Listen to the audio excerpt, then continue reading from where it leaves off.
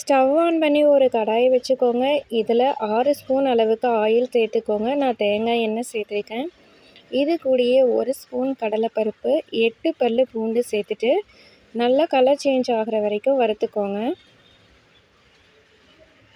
Colour change ஆனதுக்கப்புறம் சின்ன வெங்காயம் 10 நல்லா தோல் உரிச்சிட்டு சின்ன சின்ன பீசஸாக கட் பண்ணியிருக்கேன். இது கூடயே காரத்துக்கேற்ப பச்சை மிளகாய் இல்லைன்னா வரமிளகாய் சேர்த்துக்கோங்க.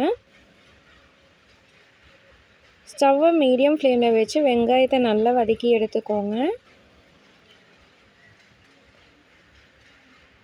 வெங்காயம் லைட்டாக கலர் சேஞ்ச் ஆனதுக்கப்புறம் தேங்காய் சேர்த்துக்கோங்க. நான் 2 இன்ச் அளவுக்கு தேங்காயை கட் பண்ணிவிட்டு சேர்த்துருக்கேன்.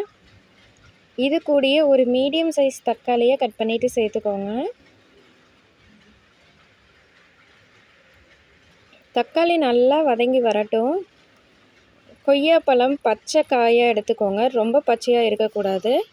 நம்ம கடித்து சாப்பிடுவோம் இல்லைங்களா, அந்த மாதிரி இருக்கிற ஒரு ஃப்ளேவரில் எடுத்துக்கோங்க. வாஷ் பண்ணிவிட்டு இந்த மாதிரி சின்ன சின்ன பீசஸாக கட் பண்ணிவிட்டு தக்காளி வதங்கினதுக்கப்புறம் கொய்யாப்பழத்தையும் சேர்த்துட்டு நல்லா வதக்கிக்கோங்க. இது கூடயே தேவையான அளவு உப்பு சேர்த்துக்கோங்க.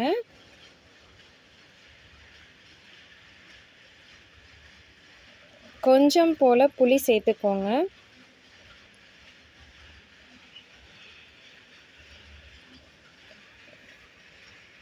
கொத்தமல்லி இலைகள் சேர்த்துட்டு எல்லாத்தையும் நல்லா வதக்கிக்கலாம். ஸ்டவ்வை மீடியம் ஃப்ளேமில் வச்சுட்டு 10 நிமிஷம் போல் மூடி போட்டு வச்சுருங்க. நல்லா வெந்து வரட்டும். பாருங்கள், இது போல் வெந்து வந்ததுக்கப்புறம் ஸ்டவ் ஆஃப் பண்ணிடுங்க. தண்ணி எதுவும் சேர்க்கணுங்கிற அவசியம் கிடையாது.